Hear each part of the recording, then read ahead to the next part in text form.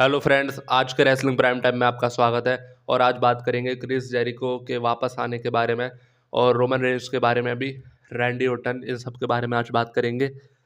अगर आप चैनल पर नए आए हैं तो चैनल को सब्सक्राइब कर दीजिए और बेल आइकन को प्रेस कर दीजिए। तो चलिए दोस्तों, आज के रेसलिंग प्राइम टाइम को शुरू करते हैं। तो सबसे पहले बात कर लेते हैं क्रिस जेरिको के बारे में। तो अब लगभग कंफर्म हो चुका है कि क्रिस जेरिको बहुत ही जल्द वापस आने वाले हैं। क्रिस जेरिको वापस कब आने वाले हैं?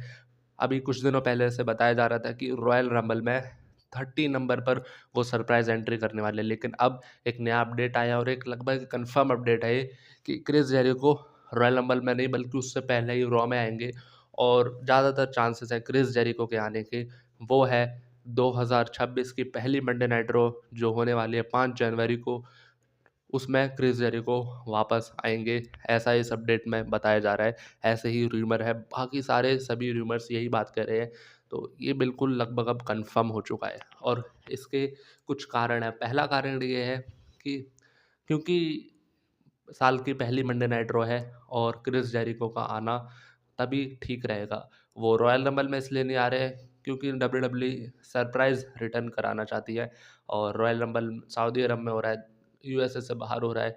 तो क्रिस जेरिको को वहाँ पर प्लेन से ले जाना, वहाँ स्टे करना, तो इतने सब में काफ़ी सारी चीज़ें स्पॉइल ना हो जाए, तो इसलिए WWE रॉयल रंबल से पहले ही क्रिस जेरिको को रिटर्न कराना चाहती है। और क्योंकि साल का पहला मंडे नाइट रॉ है तो रॉयल रंबल से पहले यही एक अच्छी जगह रहेगी क्रिस जेरिको को रिटर्न कराने के लिए। हालांकि मेरे हिसाब से मुझे ऐसा लगता है, वैसे भी सबको पता है ही क्रिस जेरिको रॉ में भी रिटर्न आएंगे, उस तब भी सबको पता चल ही जाएगा। जैसा हम यहाँ पर अब हम बात कर रहे हैं वो भी करीब करीब स्पॉइल हो ही चुका है सब कुछ। तो इससे अच्छा मेरा मानना है कि WWE को रॉयल रंबल में ही क्रिस जेरिको को रिटर्न कराना चाहिए था। लेकिन क्योंकि अब लगभग कंफर्म हो चुका है कि रॉयल रंबल में नहीं बल्कि Chris Jericho Monday night Raw में ही आएंगे और वो होगी ये पहली मंडे नाइट रॉ साल की जो होने वाली है। और ऐसा होने का दूसरा कारण ये है क्योंकि ये पहली मंडे नाइट रॉ है, पहला कारण हो गया। दूसरा कारण ये है, पहली मंडे नाइट रॉ होने के साथ साथ ये नेटफ्लिक्स पर पहली एनिवर्सरी भी है मंडे नाइट रॉ की। और काफ़ी मतलब बड़ी मंडे नाइट रॉ होने वाली है, ऐसा WWE का मानना है। इसलिए WWE यहाँ पर काफ़ी बड़ी-बड़ी चीज़ें यहाँ पर करना चाहती है। तो इसलिए क्रिस जेरिको का वापस आना यहीं पर सूट भी कर रहा है। अगर रॉयल रंबल में क्रिस जेरिको की वापसी नहीं करानी है तो फिर यही सबसे बढ़िया जगह रहेगी क्रिस जेरिको की वापसी कराने के लिए, क्योंकि ये है एक साल की पहली मंडे नाइट रॉ और नेटफ्लिक्स पर पहली एनिवर्सरी। और इसमें काफ़ी बड़ी-बड़ी चीज़ें ऐसा बताया जा रहा है होने वाली है। नेटफ्लिक्स की एक वेब सीरीज़ है स्ट्रेंजर थिंग्स, और उसकी थीम भी इसमें है, तो इसलिए ऐसा बताया जा रहा है। इसमें ये बाकी रॉ की एपिसोड्स की जैसे नहीं होगी, इसलिए WWE का ऐसा मानना है 2026 की शुरुआत में ही अच्छे शोज़ देकर एक अच्छी इमेज बनाई जाए लोगों की नज़रों में। क्योंकि पिछला साल ही जो 2025 का रहा है, ये काफ़ी ख़राब रहा है WWE के लिए। बिल्कुल भी अच्छे शोज़ इसमें WWE ने नहीं दिया है। यहाँ तक कि जॉन सीना का फेयरवेल टूर भी कुछ ख़ास नहीं दिया है। तो इसलिए WWE का ऐसा मानना है कि साल के शुरुआत में ही काफ़ी अच्छे-अच्छे शोज़ दे दिए जाएँ ताकि लोगों की नज़रों में WWE की इमेज फिर से सुधर जाए। तो इसलिए WWE साल की शुरुआत में ही ऐसा मंडे नाइट रॉ का एपिसोड बनाएगी और उसमें क्रिस जेरिको की वापसी भी कराएगी। इसलिए ऐसे अपडेट है कि क्रिस जेरिको इस मंडे नाइट रॉ में वापस आएँगे जो 5 जनवरी को होनी है। अब बात कर लेते हैं दोस्तों रोमन रेंस के बारे में। तो का कुछ लोगों के मन में ऐसा सवाल है क्योंकि ये एनिवर्सरी वाली मंडे नाइट रॉ है नेटफ्लिक्स पर और साल की पहली मंडे नाइट रॉ भी, और ऐसा बताया जा रहा है हर जगह कि कुछ बड़ा होगा इसमें, मतलब काफ़ी बड़ी-बड़ी चीज़ें होंगी। तो क्या इसमें रोमन रेंस का भी मैच होगा? क्या इसमें ब्रॉक लेसनर का मैच होगा या फिर रोमन और ब्रॉक का दोनों का मैच होगा? तो इस बारे में हम बात करते हैं। तो दोस्तों मेरे को ऐसा लगता है, ये हम नहीं कह सकते, ऐसा बिल्कुल भी मेरे को नहीं लगता है कि इसमें रोमन और ब्रॉक का मैच होगा। क्योंकि रोमन और ब्रॉक का मैच एक इवेंट में जचेगा, एक पेपर व्यू में जचेगा, एक पीएलई में जचेगा अगर होना होगा तो। और वैसे भी ऐसा बताया जा रहा है जो 2026 में रोमन रेंस और ब्रॉक लेसनर की राइवलरी चल सकती है।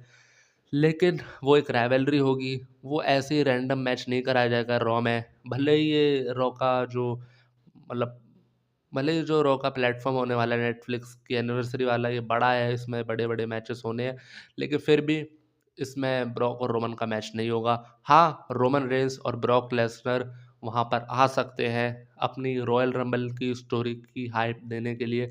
मतलब आप जानते हैं रोमन और ब्रॉक का रॉयल रंबल में होना कन्फर्म है, तो इसलिए ब्रॉक लेसनर और रोमन रेंस बिना फाइट के मतलब बिना मैच लड़े यहाँ पर आ सकते हैं। हो सकता है दोनों में कुछ केओस हो जाए, ऐसा कुछ हो सकता है, लेकिन मैच दोनों का देखने को यहाँ पर नहीं मिल सकता। हाँ, ऐसा हो सकता है रोमन रेंस किसी और के साथ लड़ सकते हैं, मतलब ब्रॉक के साथ नहीं, किसी और के साथ रोमन रेंस लड़ सकते हैं, ऐसा हो सकता है।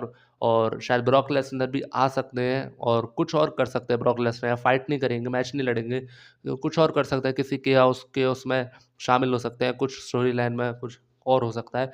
बाकी ये है इन दोनों के बारे में अपडेट। दोनों में से कोई एक ज़रूर होगा, इतना ज़रूर कन्फर्म है, और अगर दोनों होते हैं तो और भी अच्छी बात है, वो भी ऐसा बताया जा रहा है, ऐसा हो सकता है, लेकिन इतना ज़रूर है कि दोनों में से कोई एक ज़रूर होगा।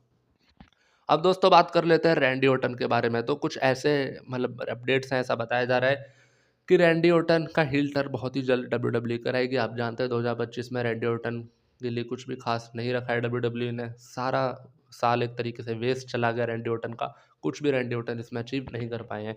तो इसलिए ऐसा बताया जा रहा है 2026 में डब्ल्यूडब्ल्यू हील टर्न कराएगी रैंडी ऑर्टन को। तो दोस्तों आपका क्या कहना है इस बारे में, आप कमेंट कर कर ज़रूर बताइए। और क्रिस जेरिको की वापसी होनी है। क्रिस जेरिको की वापसी के लिए मैं आपको ये बताना चाहता हूँ, ये जो साल होने वाला है 2026, ये क्रिस जेरिको के लिए भी बहुत बड़ा होने वाला है। मतलब ये साल सच में आपको 2026 का साल 2025 से काफ़ी बेहतर, काफ़ी अच्छा दिखने वाला है, क्योंकि इसमें हम देखेंगे रोमन रेंस का राइज़ दोबारा से। 2025 बिल्कुल भी अच्छा नहीं रहा रोमन्स के लिए, एकदम रोमन के लिए घटिया गया है साल 2026-25। तो रोमन रेंस का एक दोबारा से राइज़ होगा।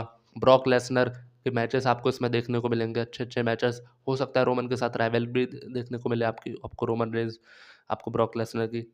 और रैंडी ऑर्टन का हील टर्न देखने को मिलेगा। रैंडी ऑर्टन को आप चैंपियन बनते हुए देख सकते हैं। ड्रू मैकइंटायर को भी चैंपियन बनते हुए देख सकते हैं। और काफ़ी कुछ आप लोगों को इसमें देखने को मिल सकता है। और हाँ, क्रिस जेरिको को बहुत बड़े-बड़े मौके इस बार दिए जाएँगे, क्योंकि ऐसा बताया जा रहा है क्रिस जेरिको का आखिरी रन है ये रेसलिंग करियर में। इसके बाद क्रिस जेरिको रिटायर हो जाएँगे। हालाँकि क्रिस जेरिको की तरफ से ऐसा कहा गया है कि वो अभी रिटायर नहीं हो रहे हैं। लेकिन हाँ, ये जो कॉन्ट्रैक्ट क्रिस जेरिको लेंगे डब्ल्यूडब्ल्यूई से, वो करीब आखिरी कॉन्ट्रैक्ट होगा डब्ल्यूडब्ल्यूई के साथ क्रिस जेरिको का, और किसी और रेसलिंग कंपनी में भी वो नहीं जाएँगे। मतलब उनका ऐसा मानना है कि वो डब्ल्यूडब्ल्यूई से ही अपने रेसलिंग करियर की रिटायरमेंट करेंगे। तो दोस्तों ये 2026 का साल बहुत अच्छा रहने वाला है डब्ल्यूडब्ल्यूई के लिए। तो आपको क्या-क्या उम्मीदें हैं इस साल से डब्ल्यूडब्ल्यूई के बारे में, आप कमेंट कर ज़रूर बताना। बाकी आज के वीडियो में यही अपडेट्स थे। वीडियो अच्छा लगा तो लाइक कीजिए, चैनल को सब्सक्राइब कीजिए, और वीडियो को अपने फ्रेंड्स के साथ, अपने जानने वालों के साथ शेयर ज़रूर कर दिया कीजिए। और मिलते हैं अगले वीडियो में। तब तक के लिए तो मिलते हैं अगले वीडियो में।